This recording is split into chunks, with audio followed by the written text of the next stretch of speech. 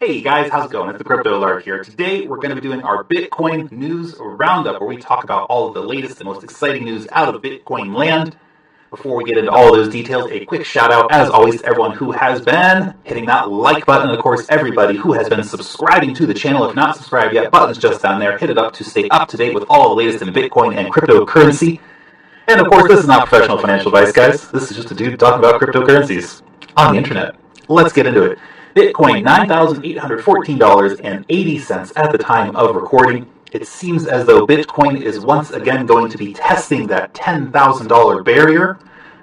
We shall see how that moves forward. Now, some people in Korea have been paying more than $10,000 already for Bitcoin.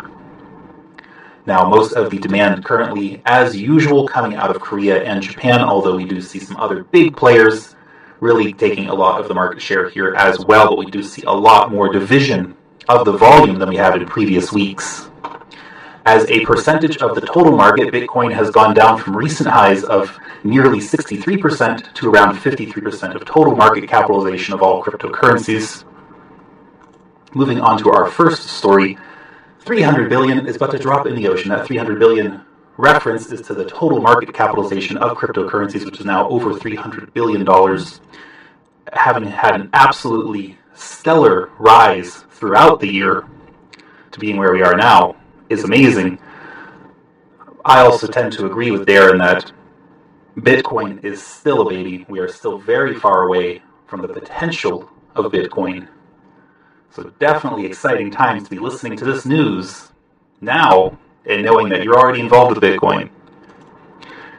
Bitcoin, 10 things it is now bigger than. I like this article because it kind of puts it in perspective for you. Bitcoin's bigger than PayPal, bigger than McDonald's, bigger than IBM, bigger than Disney, bigger than General Electric, bigger than Bill Gates and Jeff Bezos. Wow.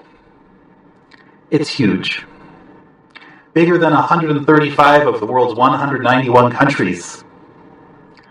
Next, countries that Bitcoin will be bigger than: Romania, Greece, Czech Republic, and New Zealand! Somebody talk about New Zealand! New Zealand! That's pretty crazy. It's really gaining at an unbelievable rate. Certainly deserves the attention that it's getting, and we still have so far to go. South Korea's largest underground mall adds Bitcoin payments to 620 stores. That's fantastic, of course. Korea being one of the epicenters of cryptocurrencies, it's nice to see them actually adopting payments solutions, much more for cryptocurrencies. Over in Australia, a family home in Melbourne has gone up for sale. Now we are seeing a lot of property being listed for sale with Bitcoin. The interesting thing about this story is that it went in the local newspaper and actually started getting a lot of calls from other people saying, hey, how can we do this? We've heard about this Bitcoin thing. How can we get involved? How can we sell our house for Bitcoin? Maybe the new popular thing. More interesting property for sale. For 100 Bitcoin, you can have a 32-hectare property known as Wurunuran something Falls in northern Australia. Looks like a beautiful piece of land. I'll keep 100 Bitcoin, thank you very much. But for the right person, that is a good deal.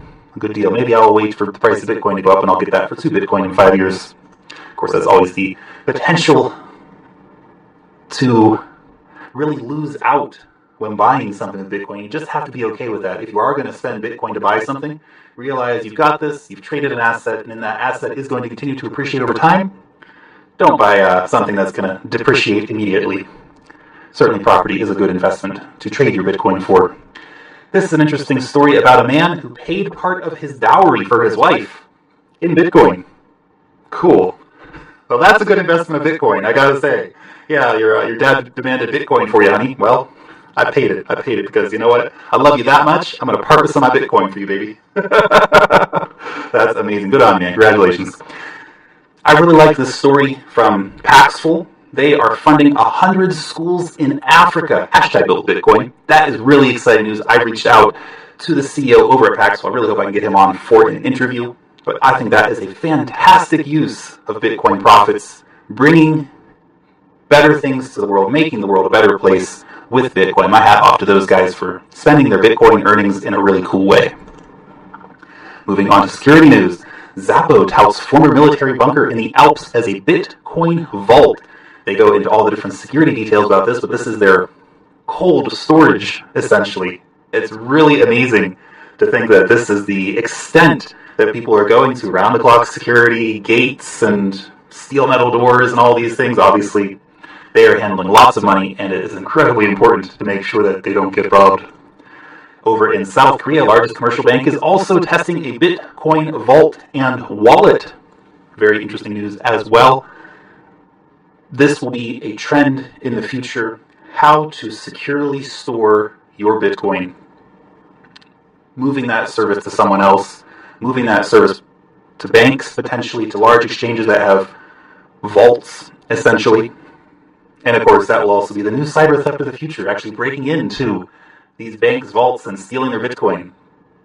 Interesting times ahead. I can't wait to see the movies about that. Guys sneaking in, stealing Bitcoin. It's cool. North Korea's Bitcoin crash course has experts worried. Pyongyang University is offering courses in Bitcoin. I think this is a fantastic thing, personally. However, there have been a lot of accusations against North Korea that they have been hacking and doing malicious things with Bitcoin. I think it's good. Bitcoin can liberate the North Koreans, if used properly, of course. Bitcoin, of course, is quite agnostic. It can be a weapon or a tool, if you will. But the worrying about this, perhaps a bit overblown. Nobody worries when a college in the US offers a Bitcoin crash course. This may be as benign as that. Nevertheless, interesting story to keep an eye on. Vice News, as usual, getting the inside scoop on really interesting stuff. Up to 4 million Bitcoin may be gone forever. It's, of course, a shockingly huge number. That is around 25% of the current supply. Now, they do count Satoshi's 1 million Bitcoin among this, assuming that Satoshi will never move those, or Satoshi's dead, those private keys are gone. That's a shockingly huge amount of Bitcoin that is out of circulation. These are Bitcoins that have been thrown away in the early days of Bitcoin when people would throw away an old laptop. It's got Bitcoin on it. Who cares? It's like $5 worth of Bitcoin. That's irrelevant. Throw a laptop away. Who cares? Interesting. By the end of Bitcoin mining, how much will actually be left? When you think about people who die, don't leave their private keys behind, or any of these kind of situations, how much will that affect price as well? Because there will be even more scarcity than the already scarce supply of Bitcoin. Make sure you have your Bitcoin, guys. The Big Bang Theory. Apparently this is some popular TV show people watch, don't know. 12.6 million viewers are going to hear about Bitcoin watching The Big Bang Theory. Now, look, I've never actually watched the program. I do have a lot of friends who are quite into it, though. Anything which can help bring Bitcoin to the mainstream, awesome. I hope that, of course, they give it a nice review on their TV show there. But nevertheless, it will get people interested. I can imagine that after this show airs, Coinbase is going to be seeing a lot of business. And if Coinbase is smart, they got some advertising on this airtime. Interesting. Deutsche Bank chief strategist wants you to avoid Bitcoin. More advice about Bitcoin from bankers. Great. Now, this is some advice that I can get behind from a banker. This is from the CEO of Revolut Bank. It's one of the challenger banks in Europe. It's a mobile-only bank. He says Bitcoin is definitely not a fraud. Actually says quite the opposite about it. So it's nice to see someone from a bank actually saying something positive about it. The UAE's Sovereign Wealth Fund chief disagrees with Jamie Dimon. He has an open mind to Bitcoin. That's positive. I like that. Obviously, the UAE has been making a lot of steps recently, moving towards blockchain, looking at how that can benefit them, but I think also how they can position themselves to really benefit economically from that as well, really trying to probably look towards their future. As their oil does start to run out, they will have to, of course, switch to something that will be the next oil, and cryptocurrencies and blockchain may very well be it, so I'm happy to see such statements. This was an interesting story. Catalonia referendum allegedly funded by Bitcoin. I'm not sure if this is simply a potential smear job from the Spanish government. Say, see, look, Bitcoin, secessionist traitors, I don't know. But certainly I could see the situation where Julian Assange might have sent the Catalonians some Bitcoin, because WikiLeaks has been taking Bitcoin for a long time. If that's what was used, great. Bitcoin can actually circumvent these national controls, because I'm sure that Madrid would have been working actively to actually cut mainstream ties, mainstream funding to the people who were trying to push that referendum in Catalonia. Now, whether you agree with the politics or not, we can see a situation where Bitcoin came in through the back door and was able to fund these people. So that's great. That's great. Money without borders. And this was an article that made me smile a little bit. Did Elon Musk create Bitcoin? A former SpaceX employee seems to think so. They go over the potentials in the article. I would love it if Elon Musk was actually Satoshi Nakamoto. That would be the best thing ever. Is he? Probably not. He's a busy guy. But he does do this sometimes. He says, hey, here's an idea. Why don't you people run with it? And essentially that's what Satoshi did. Came out, said, here's an idea. I need people to help develop it. And you guys can run with it.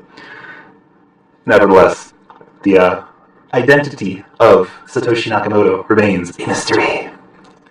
Quick update as well. Hashflare has extended their $10 off per terahash sale for another week. So if you do want to get in and get some cheap cloud mining contracts, $140 a terahash for 1-year contract. Cheapest people in the game at the moment. Crazily profitable with the super high price of Bitcoin. The fees have gone way, way down comparatively because you pay a set dollar value every day in your fees. That means the actual Satoshi value that you're paying is getting basically smaller and smaller every day. And finally, we're going to do a roundup of the top jokes from last week. So these were the runner-ups. What kind of car will you never see a Bitcoin sporter driving? A Fiat. Steve Simpson wrote, the other day while watching the sunset, my girlfriend caught my eyes watering up. She then told me she loves me for the first time. What I said to her was, babe, I love you too. What I was thinking? What the hell is my Steemit password? Love it. Aiden Rafter. Knock, knock. Who's there? Satoshi. Satoshi who? I like that one too. Goat Monkey 21126. How many Lamborghinis can an early adopter buy with 10,000 Bitcoin? None. He got 2 pizzas. Love it. And the winner goes to Zakti Vibes. So I asked my son why Bitcoin has such a hard time scaling. He said because it's only a bit. I like this one. It's cute. If you want to be in to win some Bitcoin next week, you can go to my $50 in Bitcoin every week. Just pop your address down below. No jokes or anything this time, guys. It was a lot of fun last week. But just pop your address in down below, and I'll randomly pick a winner next week during my video. Long live the blockchain, and peace out till next time, guys.